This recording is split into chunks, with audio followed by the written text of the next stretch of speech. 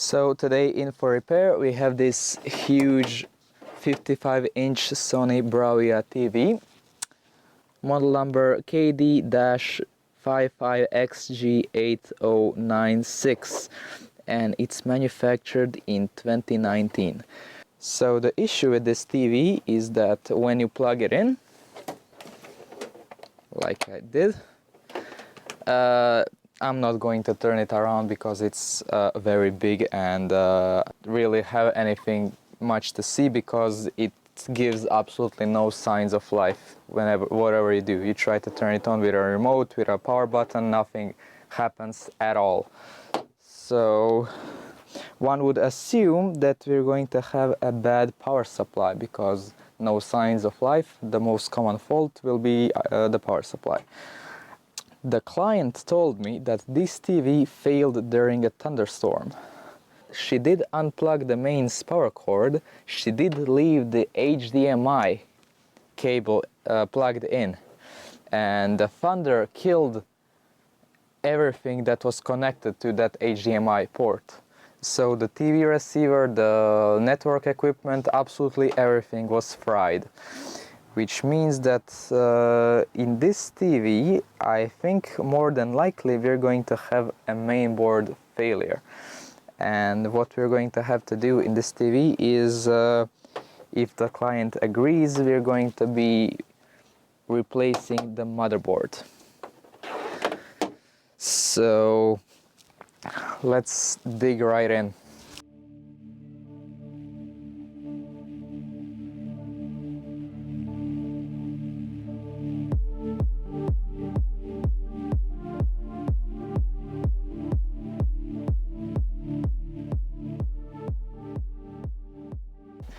Okay, so on the inside of the TV we can see this is a fairly standard configuration. We have the main board, we have the power supply, which I'm not going to touch in case there is still power inside of it. We have a T-con, the Wi-Fi, and the two speakers.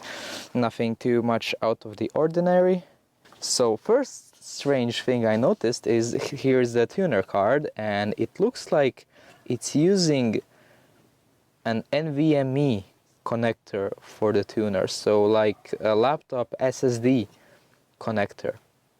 And the second thing, there is straight up a micro USB connector inside.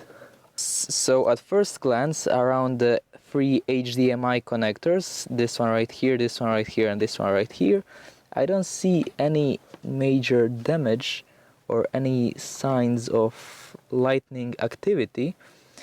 So what I'm going to do is, because we have absolutely no activity whatsoever, I'm going to plug the TV back into the power and look for the standby rail. First of all, let's see if we have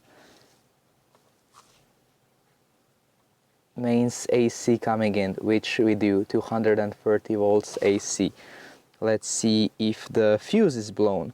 So one side on the cable and the other on the fuse.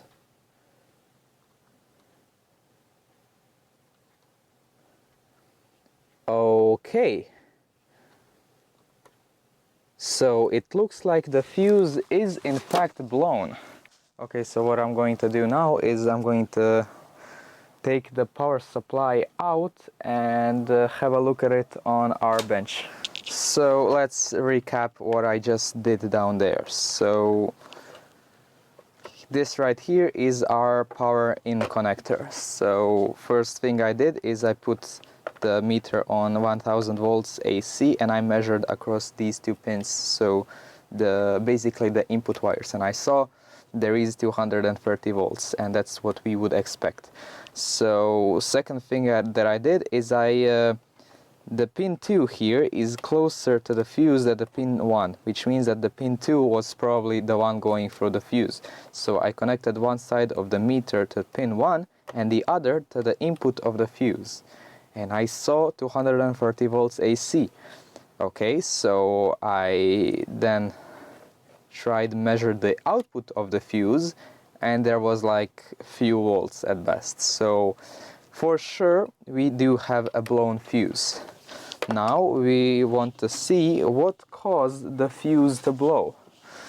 In theory, just use a wire and jump the fuse and plug it in and see if anything blows up, but I don't want to do that because there is a chance that the lightning caused one of the MOSFETs to short out, which caused the fuse to blow up the next time that the client plugged the TV back into the wall. So as much as this looks like a very bad situation, I would argue that this is a very good situation because power supply failures are fixable. The mainboard failures are not fixable.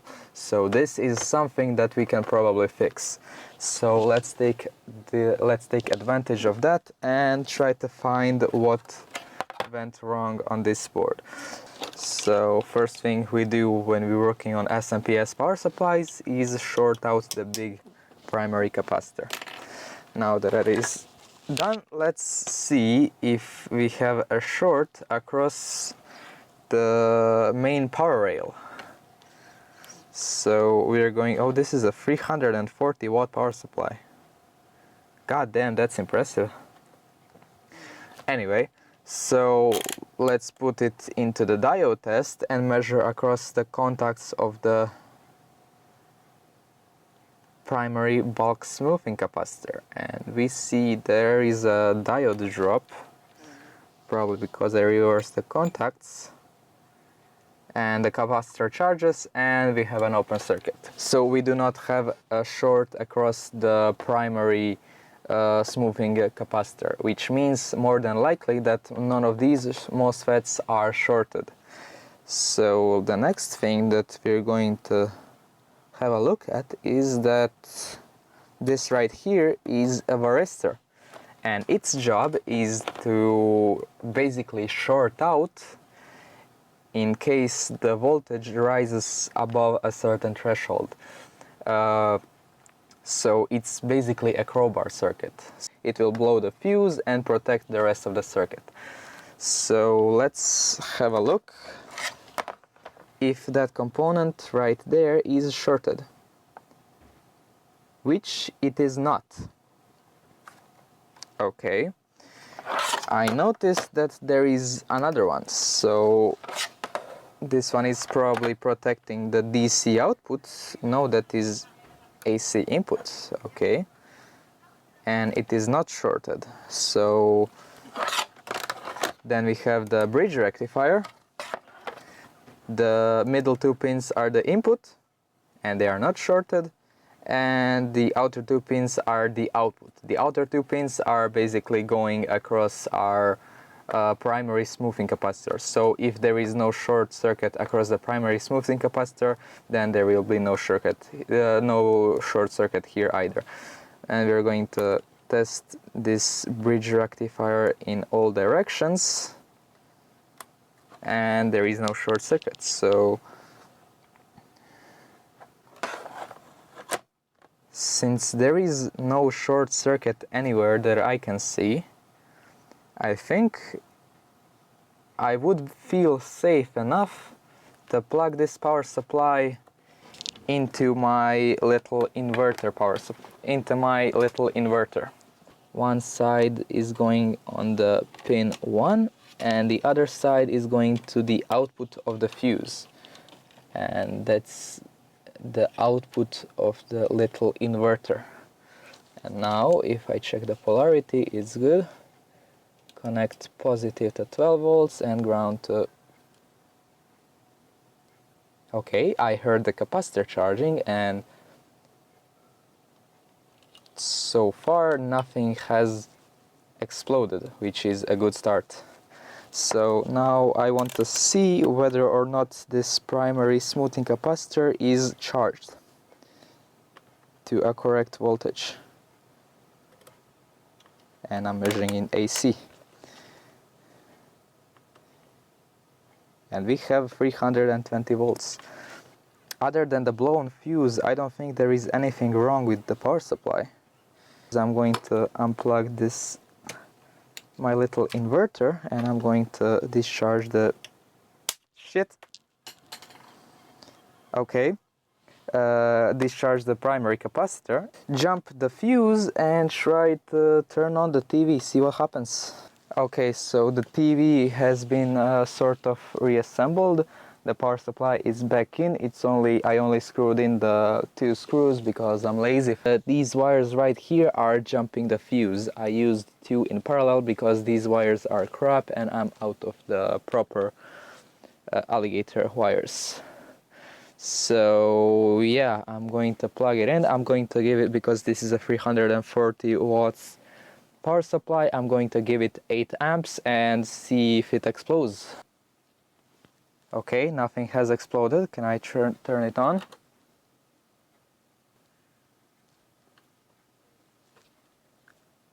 And we have nothing.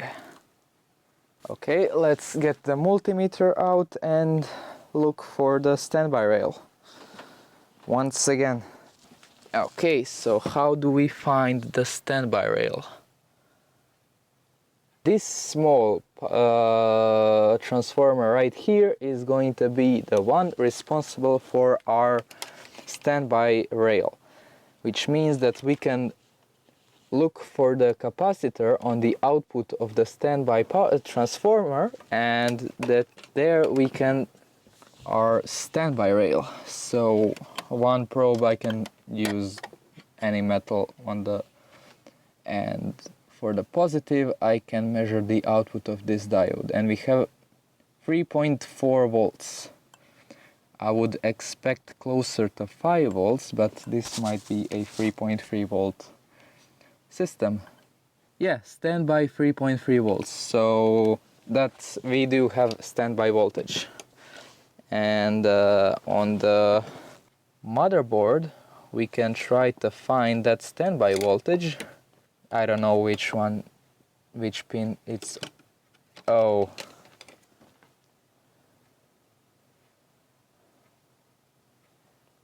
Okay, yeah, I think this is going to be a dead CPU. The CPU is getting hot while the TV is off, which means more than likely we do have our standby voltage, but the CPU is shorted. Well, that's a lost cause. I'm going to get in touch with the client and see what he wants to do next. Okay, so it's been roughly 2 weeks since the previous clip, where we concluded that the motherboard is faulty because we are getting all the standby power rails and the CPU is heating up, but the TV is not turning on, which means that our motherboard is more than likely fried.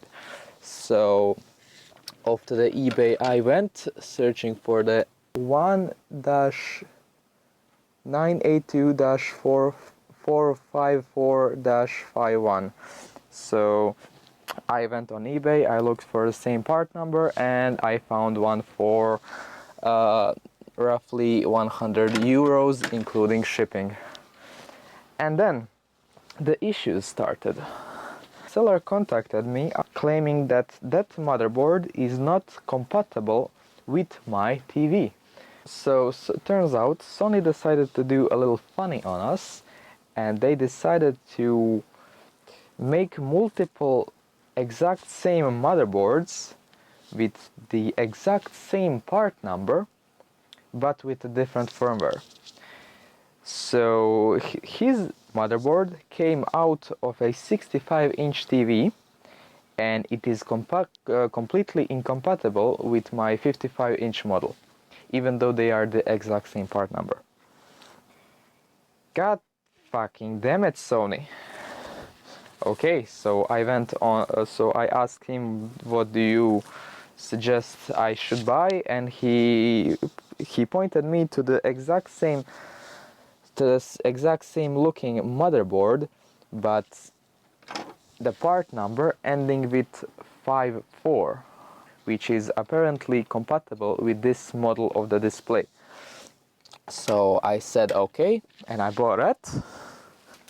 So the seller kindly refunded my $100, and all was well in the world. Very nice of him. So here's the new motherboard. At first glance it looks the same, has a few scribbles on it, which isn't a big deal. Looking at it, they do look identical, but of course the new one has a different part number. It is 1-982-454-5. Hang on a minute, this is supposed to be a 4 one. What the heck did I buy? Just a moment. Yeah, what the heck, I ordered a 4 one. So 1-982-454-41. This is what I ordered.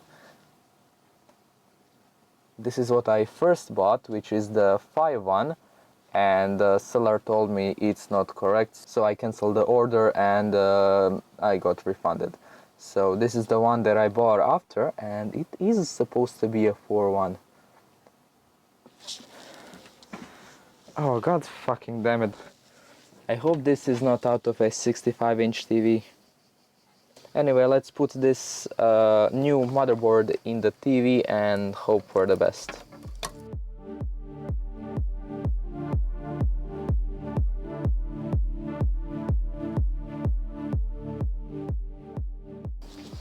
We have confirmed that these two motherboards are the exact same part number, which by all accounts should mean that they are identical motherboards. If you look here, here's the Ethernet port, which is this Ethernet port right here, and there is a random headphone jack right here. God fucking damn it, Sony.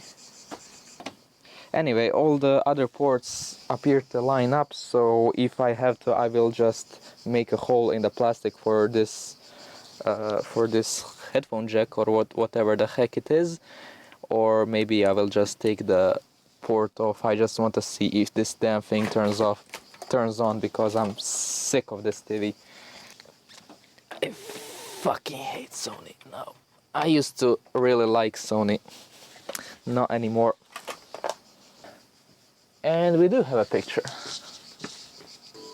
Okay, anyway, so the TV does work.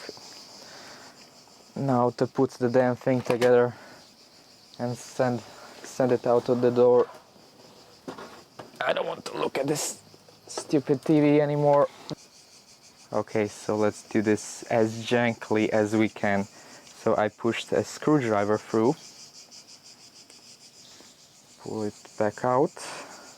You can see the circle. Now let's just try to expand the hole.